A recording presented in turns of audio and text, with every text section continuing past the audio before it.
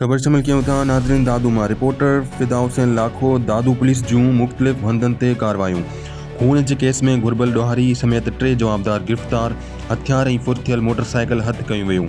SSP दादू captain रे अमीर सऊद मक्सी जी हिदायतुनि ते अमल कंदे दादू पुलिस पारां ॾोहारी सरगर्मियुनि ख़िलाफ़ कार्रवायूं जारी आहिनि।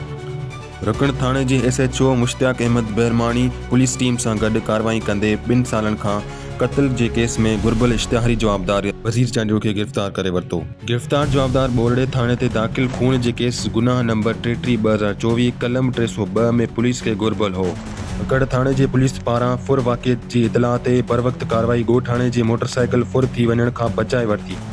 SHO ककड़ मज़हर अली नाइच ऐं संदसि टीम पारां ॻोठाणे जावेद अली बबर खां मोटरसाइकिल फुर थियण वारे वाक़े जे इतला मिलण ते बर वक़्त कार्रवाई कंदे फ़ौरन जो पीछो कयो, जंहिं दौरान ॾोहारी ॻोठ खंभण मला लॻ मोटरसाइकिल छॾे फरार थी विया ऐं मोटरसाइकिल पुलिस हथ करे वरिती। ककड़ पुलिस पारां हथ कयल मोटरसाइकिल मालिक हवाले कई वई आहे। SHO Dadu A section Sikandar Ali Hingoro police team सां गॾु कार्रवाई कंदे शहरी माशूक अली सोलंगी जे फुर थियल CD 70 मोटरसाइकिल बरामद करे वरिती। बरामद कयल मोटरसाइकिल मालिक हवाले कई वई आहे।